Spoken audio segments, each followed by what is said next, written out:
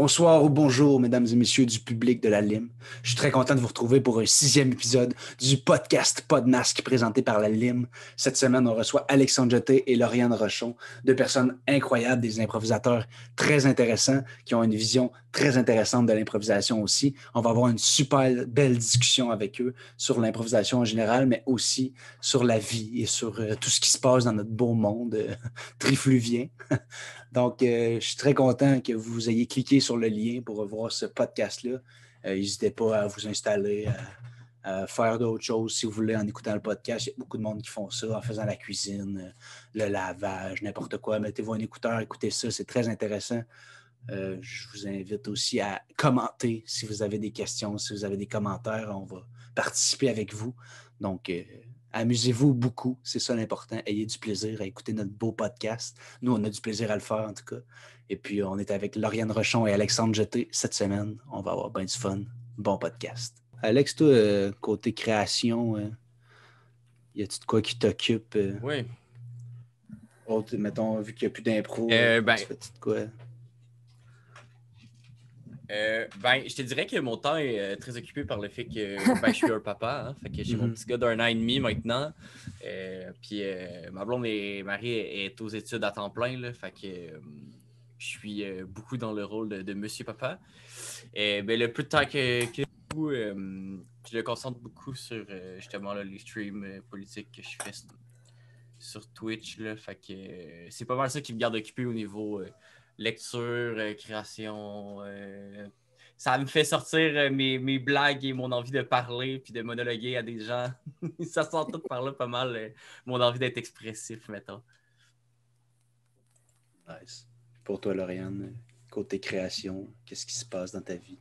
En ce moment, j'ai surprenamment pas tant de temps que ça. Parce qu'on est en télétravail puis en événementiel, ça bouge puis ça bouge pas en même temps. Tu sais, quand ça commence à bouger, c'est comme un gros rush. Là, on s'enligne pour quelque chose, ça relâche. Puis j'ai comme 3 semaines presque back-à-back à faire des 12 heures par jour. Là, ça va être... Mais sinon, je m'occupe. Je coach encore ma gang au Collège La Flèche. Fait que, avec eux aussi, on fait de l'impro en ligne. J'essaie de prendre du temps pour jouer de la musique un peu. Sinon, j'ai rien de concret qui se passe en ce moment, côté création en ce moment.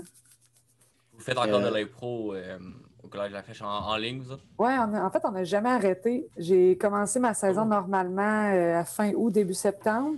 Puis quand on est tombé, j'avais accès au collège avec mes jeunes.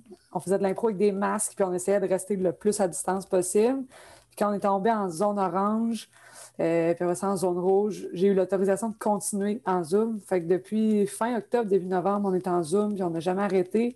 Puis on vient de faire notre premier tournoi virtuel avec le RIASC en fin de semaine. Ah! Fait que c'était bien le fun. Ça fait en sorte qu'on fait de l'impro autrement. Mais c'est capoté comment... J'arrête pas de leur dire à mes jeunes comment je trouve qu'ils ont évolué vraiment plus rapidement en virtuel que si on avait été en vraie vie. C'est comme si, au niveau de leur confiance, ils ont pris une coche chacun de leur bord parce qu'ils sont tout seuls, puis ils osent faire des affaires. Puis on est arrivé à ce tournoi-là, tu sais, j'avais de l'espoir, j'avais pas nécessairement beaucoup d'attentes, puis on s'est rendu en demi-finale, puis ça c'est cool. Ça a super bien été. Mais pourquoi tu penses qu'il s'améliore autant? En fait, je pense que je suis capable de leur donner plus de temps individuellement aussi, compte tenu qu'ils sont chacun devant leur écran. C'est plus facile aussi pour moi de voir, hey, si toi, concrètement, tu avais fait ça différemment, ça aurait vraiment... On dirait que le côté analytique est plus présent en virtuel, parce qu'on n'a pas le choix, on ne veut pas de beaucoup s'adapter. Puis au niveau de l'écoute aussi, là, ça a vraiment fait que mon équipe s'est soudée énormément. On s'entend qu'en virtuel, dès que tu as quelqu'un qui parle par-dessus quelqu'un d'autre, le son coupe ou c'est étrange. Ils se sont comme bâtis une espèce de mécanisme d'équipe. Ils savent où ils s'en vont tout le temps. Ils se font des petits signes subtils. Ça avance super bien. Tant mieux. Ouais, t'as pas les cues sociaux que tu as normalement dans la vraie vie pour voir que quelqu'un va parler, les inspirations, les petits gestes, cette espèce d'énergie-là. c'est pas la même chose, mais je joue beaucoup à Donjons et Dragons en ligne maintenant que c'est fini. Puis c'est ça, je constate qu'il y a des joueurs qui se parlaient pas par-dessus dans des parties quand on joue autour d'une table. Là, maintenant, tout le monde est en train de se couper quand ils essaient de jouer leur personnage parce que personne se rend compte que les autres veulent parler par Zoom puis ça se parle par-dessus. Fait que je suis comme pas surpris que ça demande une écoute encore plus active, encore plus présente, puis que tu prennes le temps justement là, de t'écouter puis de vérifier que tu ne parleras pas par-dessus quelqu'un d'autre avec cette espèce de temps là, puis de manque de compréhension de où les autres s'en vont en étant en ligne. Juste physiquement, là, faire mettons une ellipse en virtuel, ça demande tellement d'écoute parce que tu ne veux pas juste arriver, prendre quelqu'un par l'épaule, le reculer, prendre sa place. Il faut que ça soit clair, concis, dans un timing qui est adéquat, puis que tout le monde fasse OK, on est rendu 10 ans plus tard parce que. Bon, évidemment, j'essaie de ne pas faire des 10 ans plus tard.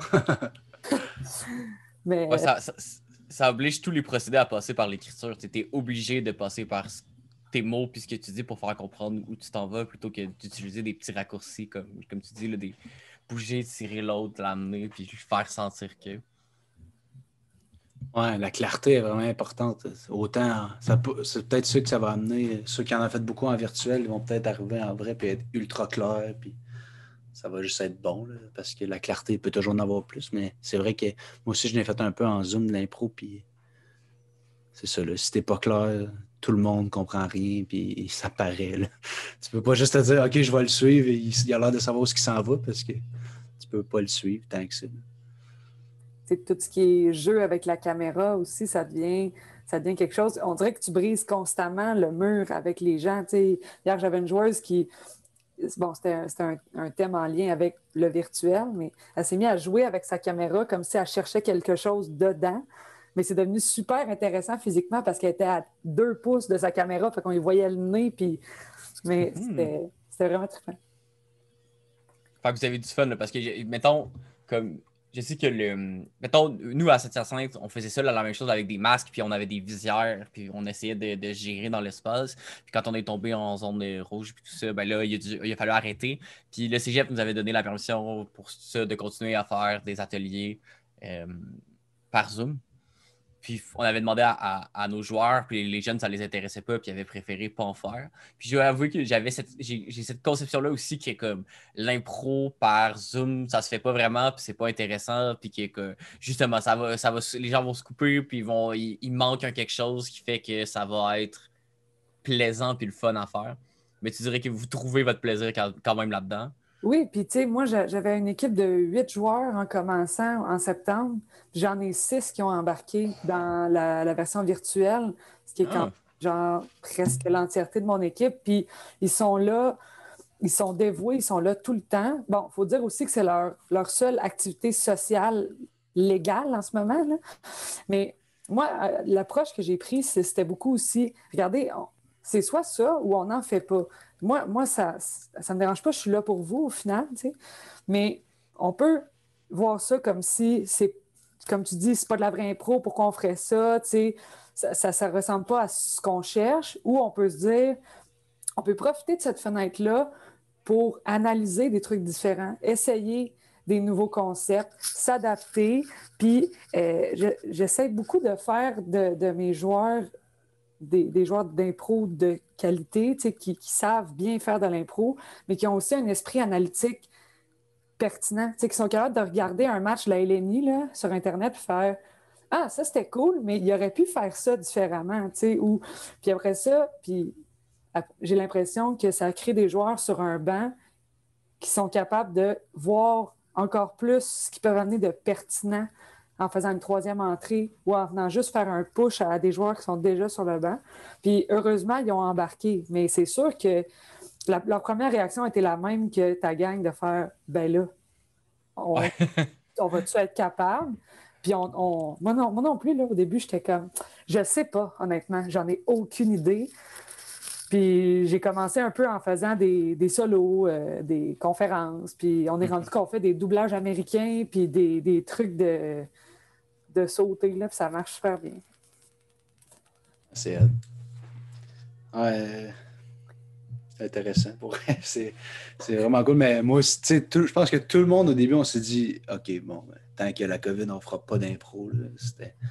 C'était comme sûr que c'était fini tant qu'on n'allait pas pouvoir. Tu sais, même les ligues ne repartiront pas tant qu'on va être obligé d'avoir un masque même.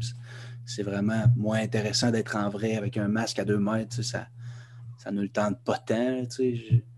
Cet été, il y avait à Montréal, il y avait la LNI qui faisait des duels dans un parc comme à 2 mètres. Là. Mais tu sais, c'était intéressant parce que c'était les meilleurs joueurs au Québec quasiment tu sais, qui jouaient. Il y avait Fred Barbouchi, il y avait. C'était incroyable. Rendu là, c'est juste une contrainte de plus pour eux autres qui sont déjà habitués depuis tellement longtemps à travailler. Là. Exact, mais c'était quand même, ça paraissait qu'ils forçaient. C'était plus difficile parce que tous tes réflexes que tu as de juste, si je veux qu'on aille un contact, je vais te prendre dans mes bras, je vais te dire, hey, je vais te prendre la main sur l'épaule. C'est comme des réflexes qu'on a faciles de se dire, si je veux connecter avec l'autre, un toucher physique, ça connecte automatique. T'sais. Mais là, il faut vraiment que c'est dans le regard qu'il faut que ça apparaisse. Là. Ouais, puis tu sais, même au niveau de la bouche, c'est vraiment pas évident. Tu sais, quand on faisait de l'impro avec masque, là, perdre ce visuel-là, hey, c'est tough. Là. Quand tu souris, il faut que tu souris des yeux très, très fort pour qu'on comprenne que tu souris. Là. C'est vraiment pas évident. Ouais, j'avais remarqué ça chez mes joueurs, justement, avec le masque. Des gens qui étaient super bons pour se comprendre les uns les autres, puis comprendre où l'autre allait, puis qui se trompaient jamais dans les intentions de l'autre joueur.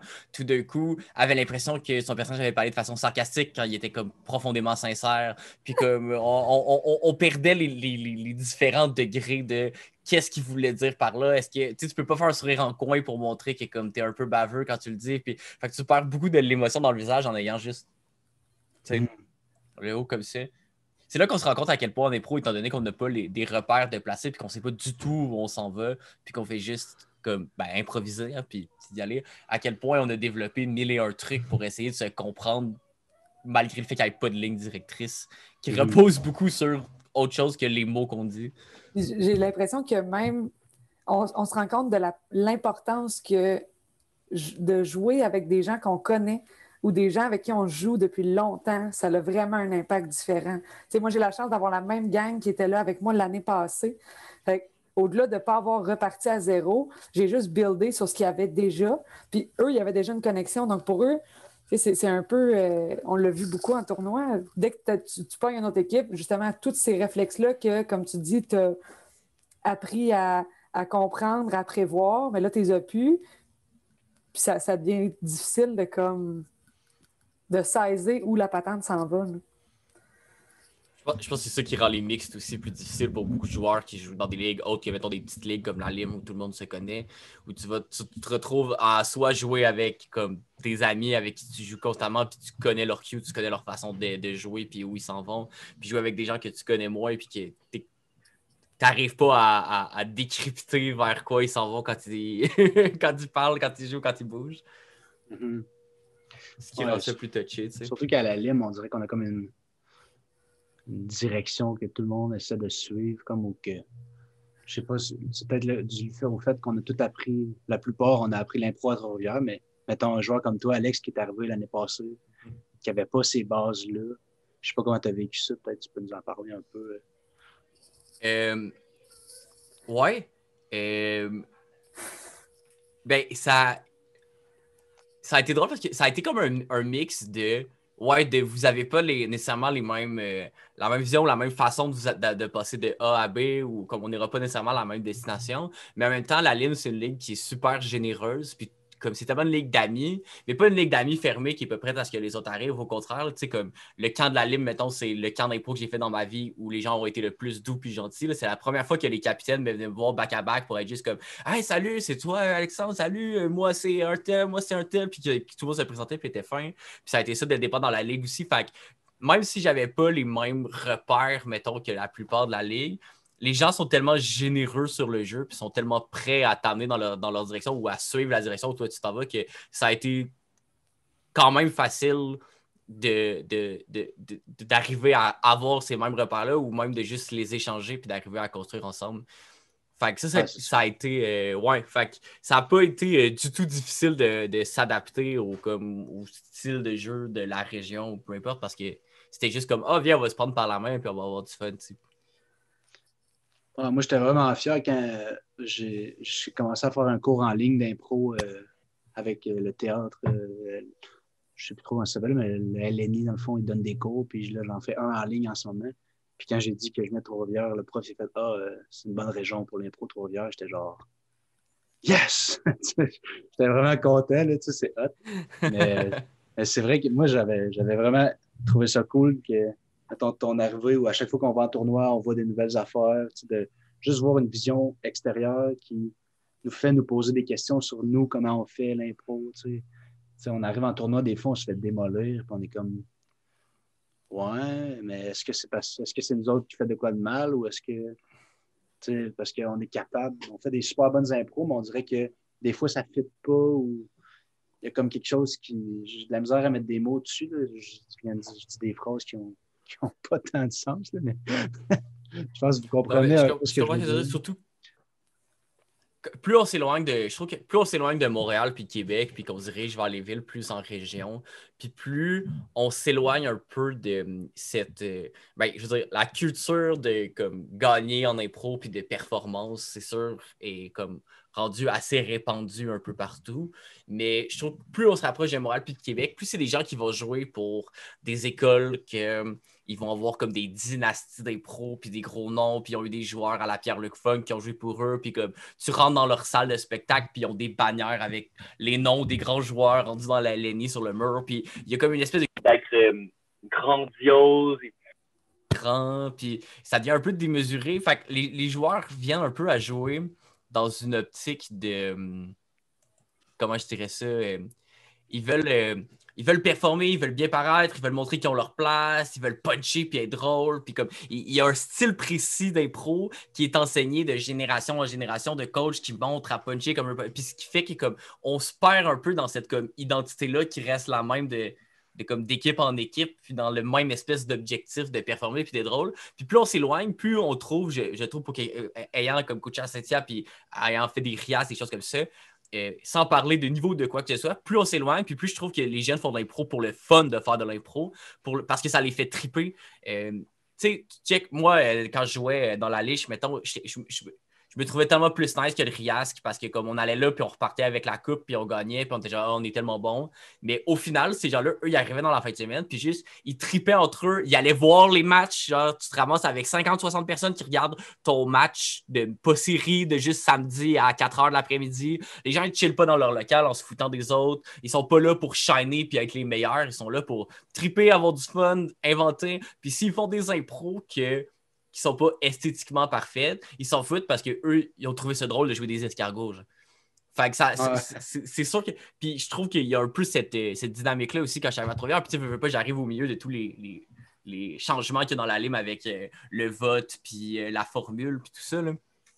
Mais cette idée-là de il faut que je sois le plus drôle, il faut que je reparte avec le point, puis il faut qu'on fasse une impro de coloc parce que c'est la formule gagnante qu'on a faite 1 million de fois et comme absente. C'est pas là ce besoin-là. Le but, c'est juste, hey, on va s'inventer des impros qui vont nous faire rire. Mais tranquillement, il y a un espèce de mouvement général, j'ai l'impression, vers essayer de déconstruire ça. Des joueurs un peu agressifs qui jouent pour l'étoile, qui jouent pour le point. Entre autres, là, je suis fatiguante, j'arrête pas de parler du tournoi en fin de semaine, mais ça fait comme un an que j'ai pas vu d'autres équipes puis jouer contre d'autres gens. Mais ils ont enlevé tout ce qui est étoile pendant le tournoi. Oui, parce que c'est une version virtuelle. Puis j'étais contente quand on a eu la rencontre des coachs avec les arbitres puis qu'ils nous ont dit ça parce que je me suis juste dit ça peut juste être bénéfique pour l'impro, ça. Puis ça vient un peu rejoindre ce qu'on fait à la Lime de faire un point par demi, tu sais, où on ne vient pas mettre en lumière nécessairement quelqu'un ou un impro, mais tu sais, dans une globalité, comment ça l'a été. Puis même encore là, je pense qu'au niveau de ce qu'on présente comme spectacle à la Lime, puis c'est un débat, j'en suis consciente, mais le pointage pourrait être enlevé, tu sais, parce qu'au final, quand on est rendu à mettre un point par demi-spectacle, est-ce que c'est vraiment pertinent? Je me pose la question. Je trouve qu'on... On n'a pas voté pour l'enlever, d'ailleurs, le vote. Ouais, je pense... Ouais, c'est ça. Hein, Je sais pas si on est supposé le dire ou pas, là, mais en tout cas, Je vais Tu écrire à feras un Antoine. bip sur le C'est montage, ça, c'est pas c'est au pire, grave. j'écrirai à Antoine pour lui demander si on peut le dire. Mais si on peut le dire, oui, la prochaine saison qui va commencer, il n'y aura pas de vote. Ça va être juste de l'impro et du plaisir à profusion. Mais je trouve que ça incite à la construction, à la générosité, à se tendre des perches, les prendre, puis juste se laisser aller dans où l'impro peut aller. Parce qu'on ne se cachera pas, puis ça fait 16 ans que je fais de l'impro, puis vous autres aussi, ça fait longtemps que vous en faites. On a vu des équipes, on a vu des coachs, on a vu des styles de jeu. C'est fatigant quand tu te confrontes à une équipe qui font juste punch, punch, punch. À un moment donné, tu te dis, voyons, on fait ça quelque part ou on fait juste un concours de stand-up? Je pense même pas que pour ces personnes-là, c'est tant conscient que ça. Je pense pas qu'ils arrivent en se disant on va les détruire. Je pense juste que c'est comme ça qu'ils l'ont appris. Puis eux, quand ils sont sur scène, il faut que ça rie, il faut que le monde y applaudisse à la fin. Il faut que, tu sais. Je Mais pense moi, qu'il y a beaucoup de ça. j'irais jusqu'à argumenter que je trouve qu'en faisant juste des blagues, on est rendu à un stade où l'impro, ça me fait plus rire.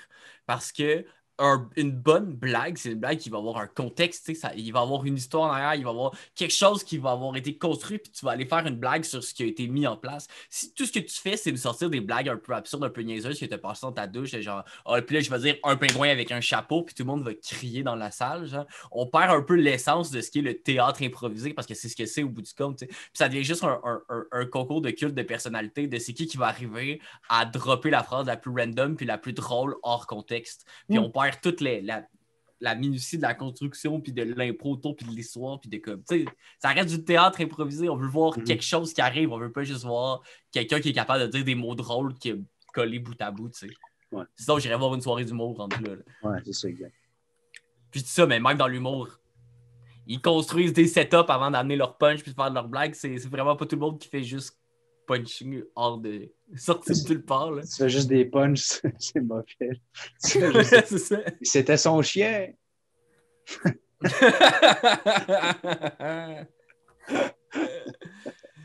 Mais tu vois, je suis d'accord que les trucs comme les étoiles, où ça célèbre comme. C'est que ça célèbre toujours les mêmes joueurs. Tu sais, ça va célébrer celui qui va arriver à faire de l'impro de la façon qui est comme appréciée par. Tu sais, mais après ça, j'en ai vu tellement des joueurs là. Écoute, je pense à une joueuse en particulier que j'ai eu à la Lige pendant 2 ans qu'on amenait dans tous les tournois qu'on faisait parce que c'est une improvisatrice brillante, mais je pense qu'elle a fait une fois une blague que les gens ont ri en tournoi.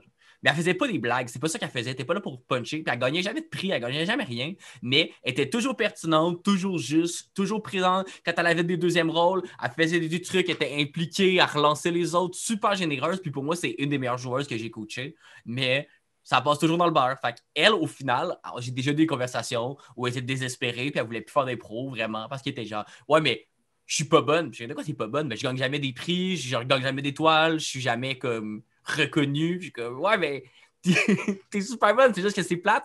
On invente des prix pour reconnaître les autres, mais au final, on les donne à ceux qui sont drôles. Fait c'est juste comme. Ouais, puis même chose. C'est ça, même chose pour, mettons, le prix de joueur constructeur. C'est mettons, c'est tout le temps le même qui le gagne aussi parce que c'est le joueur constructeur. Mettons, c'est. Puis le soir où il fait les meilleures blagues que tu n'as jamais vues de ta vie, ben, il va quand même gagner constructeur parce que c'est un joueur constructeur. Mais c'est quasiment. Vas-y. Excuse-moi. Non, juste renchérir là-dessus que ça fait des drôles de discussions quand tu coaches au secondaire ou au collégial avec des jeunes qui sont un peu. En quête d'acceptation puis en quête de reconnaissance. Là. Puis tu te retrouves à gérer des jeunes qui pleurent dans ton local puis qui font. Tu sais, je travaille tellement fort pour gagner une étoile, puis t'es là, mais mon Dieu, c'est tellement pas ça le but, là. Mais non. Ouais, mais juste, je pense que tout le monde vit à un moment le bout aussi. Tu sais, moi, ma pire année d'impro, c'est l'année où j'ai été compétitif, là, tu sais, puis je me suis dit, ça peut pas être ça. Fait que l'année d'après, j'ai eu un coach qui me disait, OK, bon, on perd, là, mais on a du fun, tu sais. Je m'en fous que vous alliez perdre, là, on va se faire nos niaiseries, puis on était colons à soi, là, tu sais. Je me rappelle d'une fois, on avait fait un fœtus au thon, qu'on ramassait de l'argent pour des fœtus, mais il y avait une personne qui avait compris fœtus au thon, puis il mettait du thon dans des fœtus. c'était incroyable. Là, tu sais. On a fait ça au secondaire, mais on savait que personne n'embarquerait, mais ça nous faisait tellement rire qu'on l'a juste fait. Puis ça a encore marqué dans ma tête parce que ça n'a juste aucun sens, tu sais, mais c'était juste ça, le bonheur de faire de l'impro. Puis c'est ce coach-là qui m'a transmis ma passion de l'impro, tu sais. C'est avec lui que j'ai commencé à me dire que c'est ça l'art que je veux faire, c'est ça, là, c'est de l'impro, c'est de bâtir. C'est de bâtir des histoires qui se peuvent, mais qui sont incroyablement drôles parce que c'est con. Tu sais. Mais tu sais, je reviens toujours là-dessus quand je parle d'impro, puis j'imagine que j'aime me donner des petites tapes dans le dos et me féliciter. Mais dans les 4 années que j'ai coaché à la Ligue, on a drastiquement changé la formule de la Ligue pour rendre les mix ça passe, ça casse. Puis comme on a fait, on est 2 coachs, puis il y a 4 équipes intra. Fait que les 2 coachent tout le monde comme en rotation, ce qui fait qu'il n'y a pas comme des sentiments d'une équipe coachée par un coach, puis ils ont leur victoire dans la poche, puis tout ça. Puis au final, ça devient... ça l'a beaucoup réduit, puis on essaie beaucoup d'enseigner justement les pros pour ce que tu veux, c'est donner un show. Genre, tu veux que le monde passe un bon moment, puis comme tu veux toi t'amuser, puis triper avec tes amis, puis quand tu fais des mix, de toute façon, il n'y a pas de points, fait qu'on s'en crée, c'est juste jouer avec l'autre équipe. Ce qui crée un genre de sentiment d'unité dans toute la ligue, de genre, ben, on est un gros spectacle qu'on fait tout le monde ensemble, on n'est pas là pour se planter. Puis cette espèce de culture-là d'impro qu'on a amenée, puis à 7 on fait ça beaucoup. Il y a vu qu'il y a une école de théâtre. On a beaucoup de gens qui n'ont jamais fait d'impro, mais qui font du théâtre depuis longtemps. Puis là, ils cherchent comme un exutoire à l'école de théâtre de se faire du bien. Fait qu'ils viennent faire la ligue, des gens d'exploration théâtrale, des gens qui ne sont pas habitués de faire de l'impro. Puis il y a quelques vétérans. C'est souvent ça la formule. Puis les quelques vétérans, ben, ils sont tellement habitués de se battre pour les points. Puis là, ils arrivent à la liche, puis c'est comme un soulagement de « Hey, j'ai pas à aller chercher des points parce que je suis meilleur de mon équipe. Je peux juste avoir du fun puis aider les nouveaux à triper. » Puis les nouveaux, ben, ils découvrent l'impro pas sous une facette de « Je dois aller chercher des points puis je dois être bon puis je dois shiner. » Mais juste comme « Hey, c'est le fun. » Fait qu'après ça, quand on arrive en tournoi, c'est toujours la même chose. Quand j'amène des jeunes en tournoi qui n'ont jamais fait d'impro à l'extérieur de la liche, ils font leur premier match, on fait un débrief, puis ils sont comme « Ouais, c'est-tu l'autre équipe qui était juste vraiment rude ou c'est juste comme ça l'impro d'habitude? » Je sais pas, on est comme « Ben, l'impro collégiale, c'est souvent comme ça dans les tournois, mais hey, l'impro, c'est pas censé être ça, puis c'est pas tout le monde qui a cette vision-là de l'impro. Fait que gardez ça, cette image-là que vous avez de l'impro, puis cette pureté-là, puis ce plaisir-là que vous avez, puis laissez-vous pas embarquer dans cette gimmick-là d'essayer d'être les meilleurs. C'est pas... D'après moi, c'est plus eux autres qui vivent dans un... Tu sais, je sais pas comment dire, mais au final, c'est comme non, regarde, si tu tripes à faire de l'impro, là, puis que tu t'en crises des points, continue à le vivre. Le seul but, c'est que le public ait du fun, puis que tu aies du fun. Fait que c'est là qu'on voit aussi que c'est que cet esprit-là de compétition est pas intrinsèque à l'impro, ça ne vient pas de la formule de l'impro, mais ça vient surtout de, je pense, cette espèce de culture-là qu'on a cultivée pendant des générations d'impro, puis qu'on a créé, puis qui s'est comme imbriqué dans l'esprit de tout le monde, alors qu'on pourrait juste remettre en question. T'sais. Mais c'est fou parce que on se rend compte aussi que l'équipe est énormément teintée de son coach. Moi, ça fait 4 ans que je coach au La Flèche. J'ai une certaine mentalité qui m'a été inculquée par mon coach qui était là avant, Pierre-Louis Paquin. Puis j'essaie de garder cette mentalité-là, faire travailler mes jeunes vers des impros qui sont intéressantes, qui sont pertinentes, où on construit beaucoup.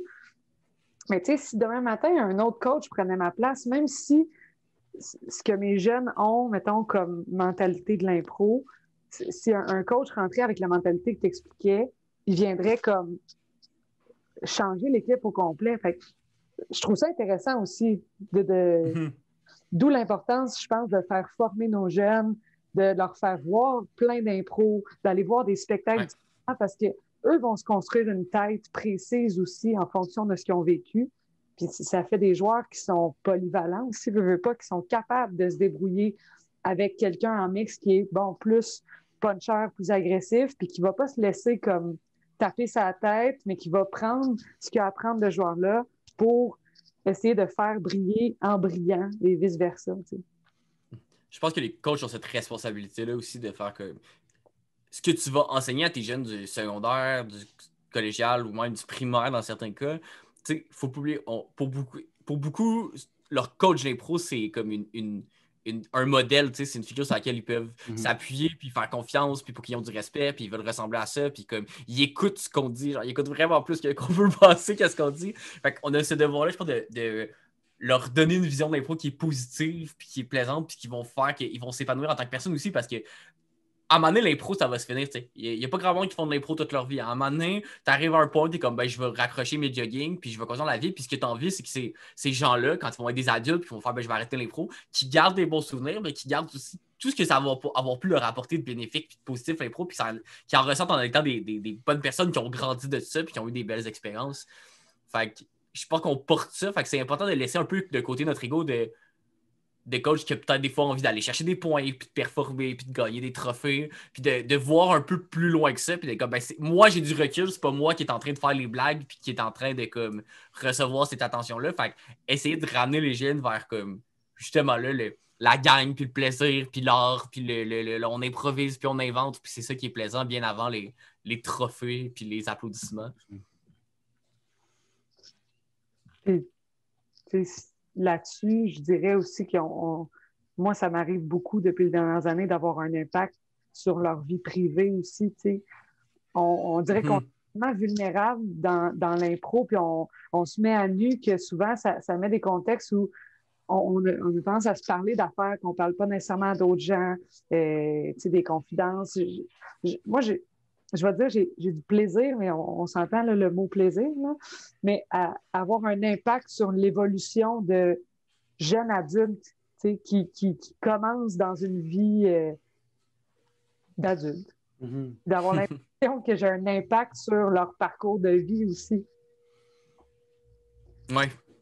Mais c'est vrai que la confidence en impro, juste, est vraiment facile. On dirait juste, on peut tout penser à des discussions de fin de soirée dans un hôtel, à un tournoi d'impro, là, qui on parle d'affaires que jamais on se serait dit, on va parler de ça à soir, là, mais on fait juste en jaser, puis c'est juste naturel parce que je sais pas pourquoi on a autant de facilité à se confier entre personnes d'impro, mais je pense qu'à partir du moment où on se dit, ben là, j'ai créé avec cette personne-là, je dois pouvoir parler. Genre.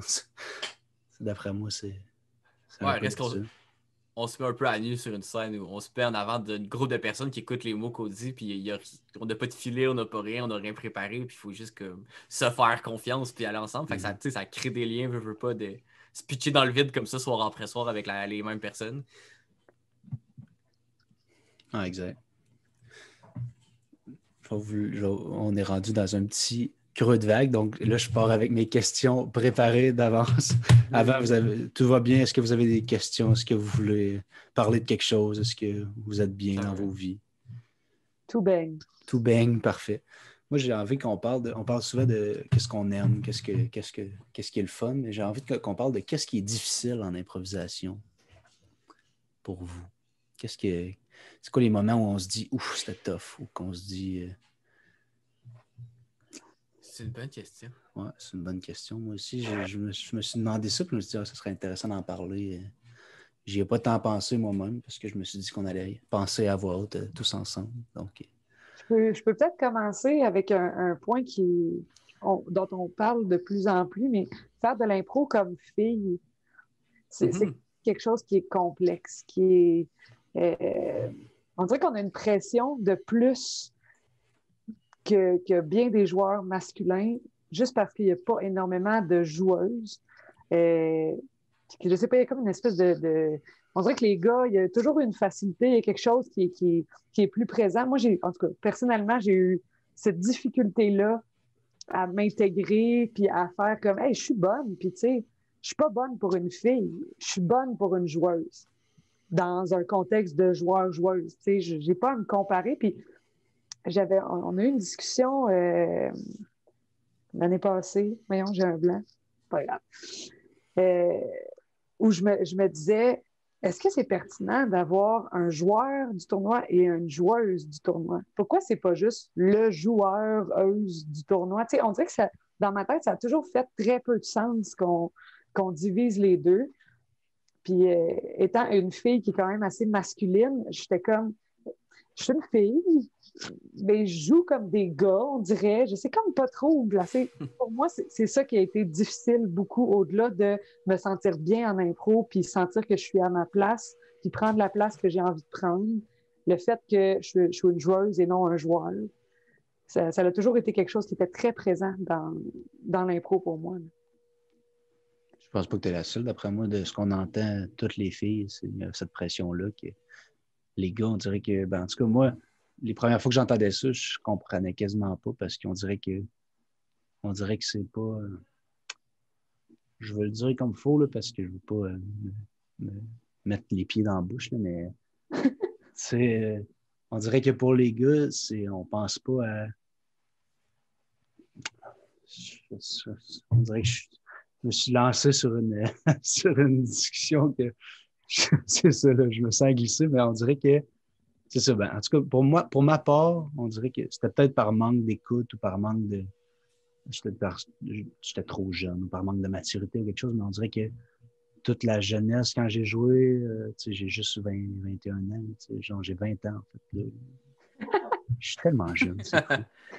Mais, Un ouais, petit c'est ça. genou. Un petit genou, mais c'est ça, on dirait que quand j'apprenais l'impro, on dirait que le seul questionnement que je me posais, c'était par rapport à moi, puis par rapport à la vision des autres par rapport à moi, mais je me suis jamais demandé est-ce que les filles dans mon équipe sont bien quand je fais ce genre de personnage-là ou des choses comme ça, des fois, on fait un personnage hyper imposant face à une fille, puis après ça, mettons, moi, quand je fais un personnage imposant, je m'attends à ce que la personne réagisse à un moment donné, ça tourne de bord, mais des fois, avec des filles, je faisais ça, puis la fille, elle se sentait juste intimidée par ça parce que j'étais trop fort. Non, c'est pas vrai, mais j'étais trop crédible. Non, je niaise.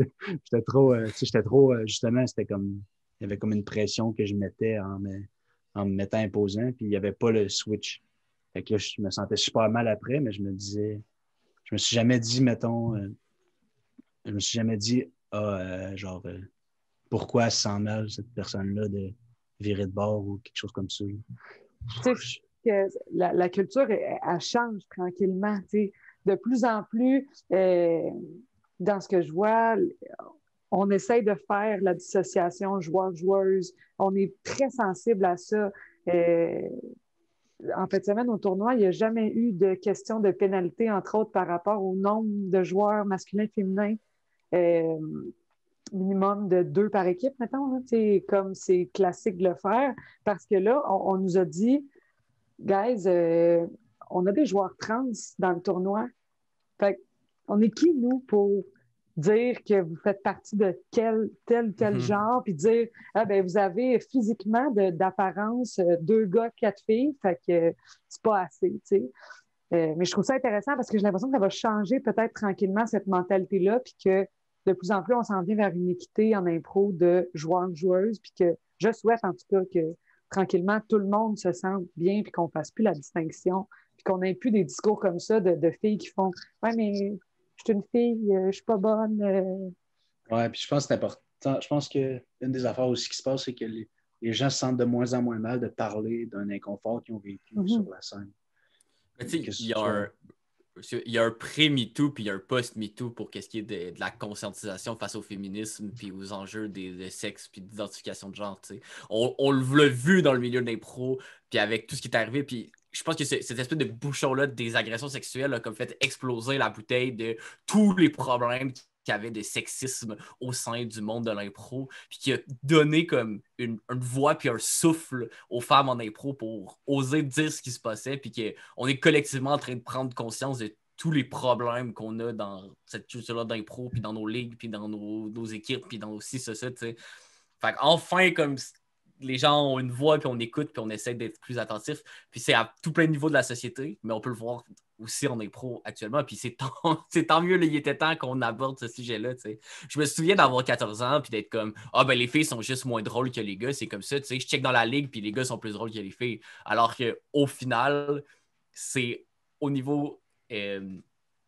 au niveau des attentes envers les sexes dans la société, ça a toujours été ça. Un garçon peut être extraverti, parler fort, faire des blagues, puis c'est comme encouragé. C'est un gars qui a de l'entre-genre, puis il parle, il a du charisme, puis il existe. Alors qu'une fille, c'est soit jolie, tais-toi, soit douce, soit calme. Une madame, c'est comme ça, puis c'est ça qu'on attend d'une femme. Puis c'est comme ces expectations-là qu'on a dans la vie de tous les jours se traduisent en impro par ben là, soit pas une fille qui commence à rincer les gars en mix en leur punchant dessus parce que les gars, ça aime pas ça, une fille qui est comme agressive puis qui est plus drôle qu'eux autres puis qui prend plus de place qu'eux autres puis qui réussit puis qui performe. Fait que genre, j'ai l'impression que ces attentes sociales-là envers les gens divisés par leur genre, leur sexe, c'est comme traduit dans l'impro, puis on est un peu en train de revoir ça dans la vie de tous les jours, puis ça vient toucher à l'impro aussi. Puis je pense qu'on est aussi des communautés de gens plus artistiques, donc beaucoup plus progressistes, plus à gauche, plus ouverts sur ce genre de issue-là. Fait que s'il y a bien une place qu'il faut que ça se fasse en premier, c'est le milieu des arts puis de l'impro, parce que sinon, ça va pas arriver dans les milieux de la construction, puis d'autres places comme ça, majoritairement masculines, plus toxiques, tu sais. Fait que tant mieux qu'on en soit rendu là. Tant mieux qu'on soit rendu à déconstruire ce mythe-là de les femmes sont moins drôles puis on va prendre moins de place que les hommes. Puis si t'es pas une bonne joueuse, t'es une bonne fille. Là. Ah, je vais pas aller piquer la première personne que j'ai envie d'avoir dans mon équipe. Je vais aller chercher une bonne fille là, pour être sûr d'avoir une bonne fille dans mon équipe. C'est comme des pensées qui sont ancrées depuis tellement longtemps dans la tête de tout le monde en impro puis qu'il est temps qu'on déconstruise. Ben, c'est cool d'en parler, juste de même. Là. Ça fait des belles discussions. Puis je pense que à l'échelle nationale, tout le monde, toutes les ligues se mettent à plus en parler puis avoir des discussions, des assemblées où on parle ouvertement de ça. Puis c'est cool. Puis toi, Alex, côté difficulté en impro, c'était ça la question initiale. Oui, c'est vrai. Hein? Fallait que quelque chose. Ben, écoute, j'aurais pas. Je dirais jusqu'à dire que, mettons, si je repense à mes dernières années d'impro, ce que j'ai trouvé le plus difficile en tant que joueur, ça a probablement été d'arriver dans une nouvelle ligue où je connaissais personne. Puis où je jouissais d'aucune réputation, d'aucun accomplissement du passé ou de quoi que ce soit, où j'avais pas d'amis. Je fais beaucoup d'anxiété sociale, ça me stresse parler avec des gens que je connais pas. Vous l'aurez remarqué dans certains matchs, mon go-to, c'est de boire de la bière pour essayer de me calmer. Puis comme j'ai vraiment struggle avec ça en arrivant à la lime de juste avoir du fun, parler au monde, pas stresser sur comme, de quoi j'ai l'air, puis qu'est-ce que je vais dire, puis qu'est-ce qu'on va penser de moi, puis je vais-tu être assez bon, là, ce match-là. Tu sais, des fois, je faisais des matchs, ça se passait bien, puis je revenais chez nous, puis j'étais désespéré de comme, oh non, j'ai pas été bon, puis là, ils vont tous regretter que je sois dans la ligue, puis ça va les faire chier, puis comme, dans les premiers temps, dans les premières semaines, j'essayais de rentrer chez nous, puis peut-être comme, oh là, telle personne, quand j'ai dit telle affaire, elle m'a regardé, puis elle a fait une drôle de face pendant l'AG avant le match, puis là, elle doit penser que j'ai dit ça pour telle raison, puis fait que pour quelqu'un qui souffre comme d'anxiété beaucoup dans la vie, là, c'est quelque chose qui est très social, l'impro, puis comme rapidement, ça peut comme devenir de comme il y a des clés, tu sais, ça n'a pas été ça du tout à la ligne, puis j'ai fini par me rendre compte que genre, hey, Brosovart, tout le monde est content, mais en général, dans les ligues, tu vois beaucoup ça, il y a des clics, puis il y a comme les plus cool, puis les meilleurs, puis les ci, puis ça, puis ça se divise en petits groupes, puis comme ça devient difficile de faire ta place parce qu'au bout du compte, ça reste une toute petite société de comme 16, 20, 24 personnes qui ont des. Tu sais, en l'extérieur des matchs, ben, ça va prendre une bière, puis ça va jaser, puis tout ça. Puis, mettons, moi, avec mon bébé, ben, je pouvais pas sortir prendre une bière, puis tout ça. Fait que je manquais des interactions sociales, puis j'étais comme, est-ce qu'on pense que je suis pas le fun, puis je veux pas voir personne, puis je suis juste là pour faire de l'impro, puis je me crise des gens, puis comme, il y a cet aspect-là en impro qui est comme, être apprécié de tes pairs, c'est important tout autant qu'être un bon joueur. Parce que moi, je sais qu'en tant que, mettons, noyau dans une ligue, si j'ai un joueur qui est bon, mais qui participe pas à la vie, qui est pas le fun, qui est pas plaisant, puis avec qui je connais pas du tout, j'aurais pas envie de le prendre dans mon équipe parce que on va passer des moments à être sur le banc puis à devoir inventer ensemble puis à se parler puis il va y avoir 1001 moments où on va être ensemble où j'ai pas envie que ce soit fret puis qu'on n'a rien à se dire. Fait que des fois, il y a cet aspect d'impression-là de je dois être en tout le temps comme game face quand je rentre en impro. Je dois toujours être comme énergique, content, parler, faire des anecdotes. Je peux pas trop être dans ma tête puis un peu en retrait quand ça va moins bien ou quand je suis mal à l'aise parce que genre ça va mal paraître puis tout le monde va s'inventer des idées sur moi. Genre.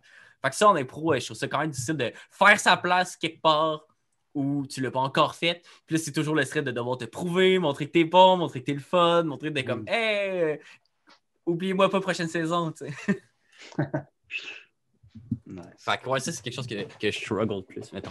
Mais c'est quand même difficile de. Puis j'ai vécu ça dans d'autres ligues adultes, où on dirait que tu joues constamment avec le stress derrière la tête de te dire faut que je joue pour que je sois repris l'année prochaine. T'sais. C'est dur de mettre ça de côté puis de faire non, je joue là, aujourd'hui, dans le moment présent, maintenant, puis de ne pas avoir ça constamment en tête. Puis j'ai joué pour une ligue adulte à Québec. je suis rentrée là un peu par la porte d'en arrière. J'étais une de 2 recrues, genre, cette année-là. Là, ça avait comme pas rapport. Okay. Ça a été une année quand même difficile où j'ai pris trop de temps à comprendre que j'avais le droit d'être là. Puis que si j'avais été choisie, ben, je méritais ma place. Puis cette ligue-là, en fait, a priori, si tu es un ancien l'année d'après puis tu dis je reviens, tu reviens, point barre. Puis moi, en fait, quand est venue l'année suivante, on m'a écrit un courriel puis on m'a dit hey, on voudrait que tu refasses le camp. Fait que c'est comme si moi, ça a fait hey, finalement, tu avais raison de penser que tu n'étais pas bonne, tu sais. Puis ça a fait en sorte que j'ai arrêté de faire de l'impro pendant 2 ans, tu sais. Puis ça m'a comme brisé en dedans. J'ai fait comme... Puis j'arrêtais pas de dire que je me trouvais pas bonne puis que j'avais l'impression que j'avais pas ma place. On me disait non, non, non, non, non. Puis là, finalement, ben peut-être que oui. Fait que je comprends le feeling. Tu sais, je pense qu'on l'a tout un peu. Puis je pense que c'est important de pas trop prendre le temps avant de trouver que tu es à ta place à quelque part. Puis de penser que tu le mérites d'être là. Puis moi aussi, là, c'était ma première année à la LIM l'année passée, ou il y a 2 ans. Oh, ouais. Non, vous avez commencé en même temps. La pandémie a comme brisé mon... 2019, là. Et moi aussi, là, on jouait des matchs puis des spectacles. Puis, tu sais, je me rappelle des moments où je suis sur mon banc avec mon équipe, je regarde dans la salle, puis je vois 3, 4, 5, 6 personnes qui ont fait le camp, qui n'ont pas été pris, puis je me dis, hey, il faut que je sois vraiment bon pour justifier que je suis là, puis pas eux. Tu sais, alors que c'est niaiseux comme façon de penser, puis ça fait juste, au final, affecter ton jeu, pas de manière positive.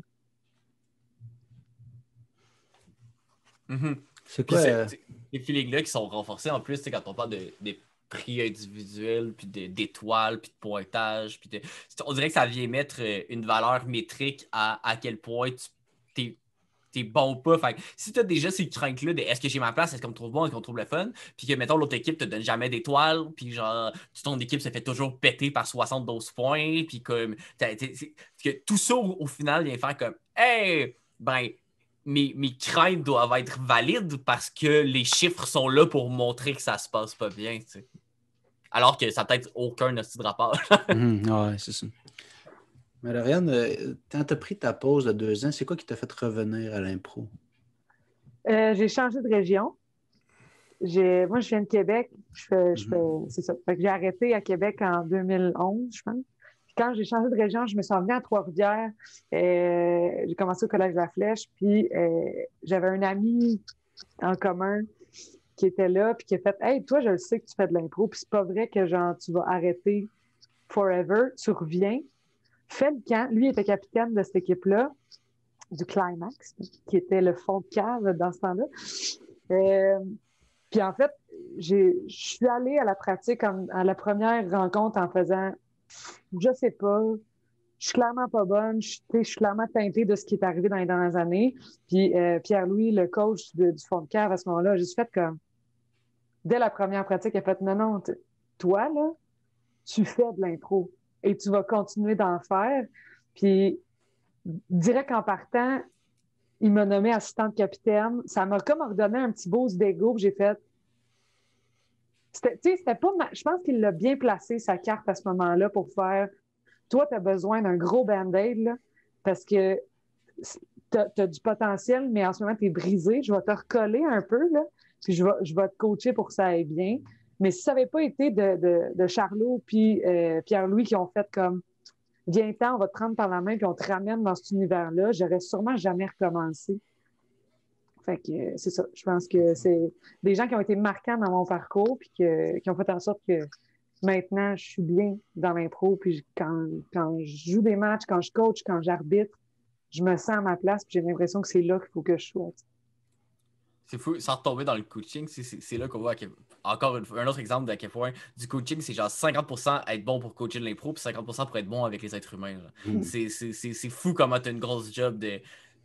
Tu sais, je me suis avec Charles, l'autre coach à la Lèche, la moitié de nos discussions, autre que comment quelqu'un peut s'améliorer, c'est OK, un tel a joué un bon match, on va le faire telle affaire pour l'aider à aller mieux, pour qu'il voit que ça se passe bien. Après les matchs, c'est nous qui donnons les étoiles comme OK, elle, ça a pas été la meilleure, mais hey, yo, elle a full écouté qu'est-ce qu'on a dit, puis elle a full mis en application, puis elle a été bonne ce match, on va lui donner une étoile pour qu'elle sente qu'elle progresse. Puis c'est ça, genre, c'est beaucoup de donner du jeu à tes joueurs, là, les aider à se faire confiance, parce que c'est fou à quel point la confiance, c'est l'impro, ça repose là-dessus pour être un bon joueur d'impro. Si tu n'as aucune confiance, ça va être dur d'être bon et de performer. Puis les moments où tu te sens bien, tu es sûr de toi, puis sans être coquille, mais où tu es sûr et tu te fais confiance, c'est là que tu explores, puis tu fonces, puis tu vas dans des zones que tu n'aurais pas osé aller sinon, puis c'est là que ça va le mieux, tu sais. Si à ce moment-là, il m'avait écouté, puis il avait fait c'est vrai que tu n'es pas si bonne que ça, tu sais. C'est con, mais tu sais. Ben ouais, c'est vrai. Ouais. Tu sais, il n'a pas écouté ça. Il n'a pas écouté, tu sais, quand je braillais à la fin d'une pratique en faisant pourquoi je dis ça me fait chier, j'aime pas ça, faire des pratiques, je suis pas bonne de toute façon. Il avait fait, ben t'as raison, la porte est là, vas-y, tu sais. Je serais partie. C'est hot. Je pense qu'on a tous eu ces moments-là. Je pense que tout le monde finit inévitablement à traverser des moments d'épreuve où tu te remets en question, puis tu te trouves pas bon, ou t'es pas certain que ça dure comme 5 minutes avant un match, ou 2 ans de temps, ou que ça va se décrocher complètement. C'est tellement comme. C'est pas du sport, hein, c'est pas comme une science exacte où tu peux faire comme, ben non, gars, j'en ai scoré 32 débuts l'année passée, genre ça va bien, ou genre j'en ai pas fait, ben je suis pas un très bon attaquant, tu sais, tu toujours comme. C'est pas objectif. Tes amis vont peut-être t'être trouvé excellent. Puis c'est sûr que dans la salle, il y a quelqu'un qui t'a trouvé très drôle, puis il y a quelqu'un qui a trouvé que t'avais aucun bon sens, puis c'est qu'il y a ça quand tu parles. Genre. Il va toujours avoir un grand spectrum de qu'est-ce qu'on peut en penser. Il y a des discussions de tel joueur ou telle joueuse, je la trouve excellent, puis l'autre qui est comme, ben moi, ça me parle pas. Ça va toujours être ça. Genre, on peut pas juste comme pinpoint est-ce qu'un joueur est bon ou pas. Fait que, nous, personnellement, puis on est toujours les plus grands critiques de nous-mêmes, souvent, tu sais. Fait ça devient dur de s'orienter à savoir est-ce que j'ai vraiment ma place en impro ou je l'ai pas. Mm-hmm. Ce qui aide pas du tout. Il faut faire confiance aux gens autour aussi qui nous disent qu'on a notre place souvent. C'est les autres qui nous aident à revenir sur le droit chemin. Moi, ma difficulté, si on revient à la question, encore une fois, moi, vu que je suis plutôt jeune, comme j'ai dit plus tôt, on dirait que une de mes grandes difficultés que j'ai en impro, c'est de ne pas être intimidé par la personne qui est en avant de moi. Si j'arrive en mix, puis je sais que cette personne-là est reconnue par le milieu de l'impro, puis que tout le monde tripe dessus, tu sais, j'arrive, et je suis vraiment...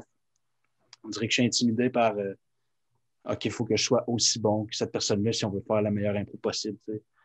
Puis je me mets, c'est ça, dès que j'arrive dans une impro, tu sais, on dirait que j'évalue la personne en face en me disant OK, à quel point il faut que je pète pour me démarquer comme là, tu sais, mais ça n'a pas rapport, mais on dirait que j'ai comme cette crainte-là de. En fait, je sais pas si je l'ai encore. Là. Ça fait 2 ans qu'on n'a pas joué. Pas 2 ans, ça fait 1 an qu'on n'a pas joué. À l'heure de 2 ans, là, c'est incroyable. J'ai vraiment l'impression que ça fait 10 ans qu'on n'a pas joué. Mais ouais, c'est ça. Tu sais, j'ai comme l'impression que c'est ça là, que je suis pas. Tu sais, des fois, j'arrive et je me dis, OK, bon, là, ça va être lui qui va gérer parce que je suis moins bon que lui. Fait que il va l'aider puis je vais le suivre. Mais genre, des fois, je m'empêche d'avoir un aussi beau moment que je pourrais des fois parce que justement, avec des gros joueurs, ils ont tendance à faire rayonner l'autre aussi. Ouais, c'est ça. C'est que souvent, en tout cas, on souhaite que plus tu es un joueur accompli et avec expérience, plus tu es capable de faire OK, je suis peut-être meilleur, entre guillemets, ou tu sais, j'ai plus de facilité, mais viens, je vais t'amener avec moi, puis ça va bien aller. Puis c'est les plus belles. Je trouve que ça fait les plus belles mixtes, ça.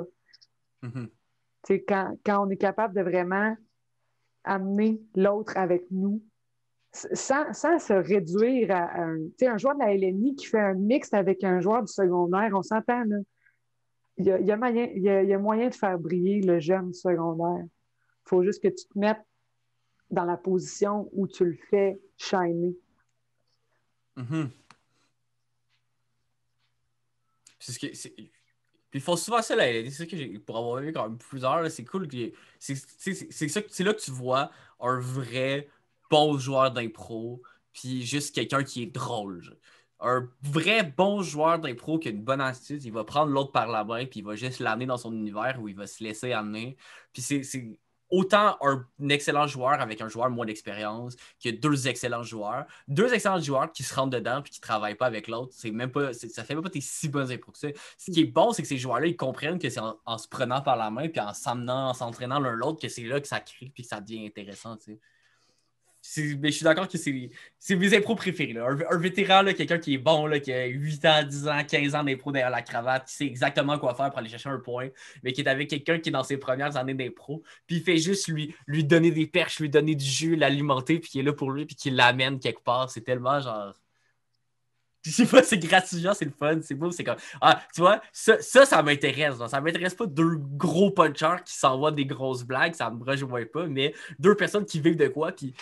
C'est mon truc préféré, un de mes trucs préférés quand je tourne de comme voir ça, puis là, mon joueur qui est moins d'expérience, qui revient sur le banc avec un gros sourire, puis il est comme jamais le public a ri comme ça pendant une de mes impros, puis tout le monde applaudit fort, puis il est comme tout excité de genre qu'est-ce que je viens de vivre, c'est incroyable, puis là, ça leur donne la piqûre, puis ça leur donne le goût d'être comme ça parce qu'ils veulent être comme ce joueur-là qui a joué avec lui, puis ils veulent pas le mimique, le copier en train d'écraser les autres, ils veulent le copier en étant généreux, puis là pour les autres, puis en construisant quelque chose. Fait que c'est comme c'est ça. Le terme m'échappe. Très nice. Ben, les amis, c'est ce qui va conclure notre heure ensemble. Ben oui. Oh, déjà. Ben oui, déjà, ça a passé vite. Merci pour vos belles interventions, vos belles paroles. Vous êtes magnifiques. Je vous aime fort. Merci à toi, c'est très cool. Ben, en espérant qu'on puisse refaire de l'impro bientôt. En espérant, certain. Fait que, ciao les potes. Bye.